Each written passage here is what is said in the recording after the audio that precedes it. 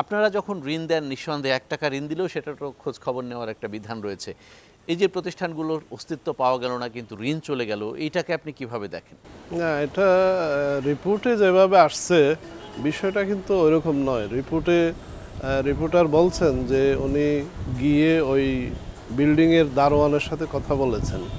একটা বিল্ডিংয়ের security guard হয়তো অনেক কিছু জানে না, তার প্রতিষ্ঠান সম্পর্কে তার হয়তো ধারণা নেই, সে হয়তো বলছে যে এখানে এই ধরনের প্রতিষ্ঠানের অস্তিত্ব নেই, কিন্তু actually there is trade licence, there is তাদের অ্যাড্রেস আছে এবং ওই প্রতিষ্ঠানে আমাদের ব্যাংকের প্রতিনিধিরাও গিয়েছেন, গিয়ে তার সাক্ষাৎকার নিয়েছে, তার সাথে কথা বলেছে এবং ওই প্রতিষ্ঠানের সাইনবোর্ড আছে, এই সবগুলো ঠিকই আছে এবং যেটি বলা হয়েছে আসলে ওইরকম নয়। তার মানে যে ঋণগুলো বিতরণ হয়েছে, আপনি বলতে চাচ্ছেন যে কোনো ঋণ বিতরণী অনিয়ম বা না না না একদম, এবং এই বিষয়টা আমাদের সেন্ট্রাল ব্যাংকও দেখছেন। ওনারা এখানে কোনো ধরনের ভুল ভ্রান্তি পেলে এগুলি আমাদেরকে অ্যাডভাইস করবেন এবং এর আগেও আরও একবার যখন এই ধরনের বিষয়ে সামান্য রিপোর্ট হয়েছিল তখনও সেন্ট্রাল ব্যাংক এই বিষয়গুলো দেখেছেন। না, আমরা জানি যে মালিকানা বদলের পর আপনার প্রতিষ্ঠান নিয়ে মোটামুটি কিছু কিছু আলোচনা প্রায় সময় এসেছে। বিশেষ করে সম্প্রতি আরেকটা খবর যে এস আলম গ্রুপকে প্রায় ৩০,০০০ কোটি টাকা ঋণ দেওয়া হয়েছে। আসলে কত টাকা ঋণ দেওয়া হয়েছে এবং এই গ্রুপের বিপরীতে এত টাকা ঋণ দিয়ে ব্যাংক একটা প্রতিষ্ঠানকে এত টাকা ঋণ দিয়ে আসলে কার্যক্রম কিভাবে চালাবে?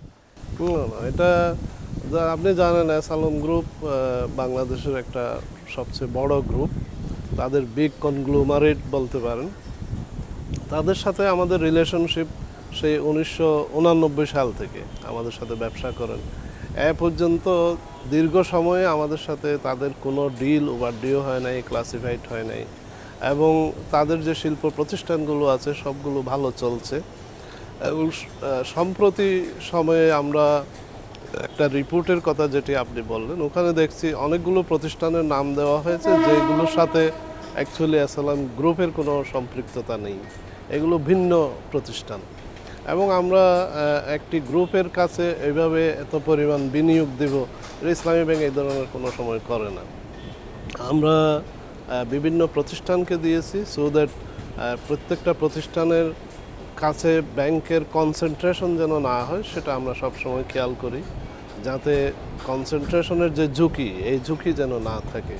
আমরা ভেরি কনফিডেন্ট, তারা যেহেতু এ পর্যন্ত প্রত্যেকটা কিস্তি আমাদেরকে পরিশোধ করেছে এবং আমরা খুবই কনফিডেন্ট তারাও সামনের কিস্তিগুলো যথাসময়ে ব্যাংকে পরিশোধ করবে।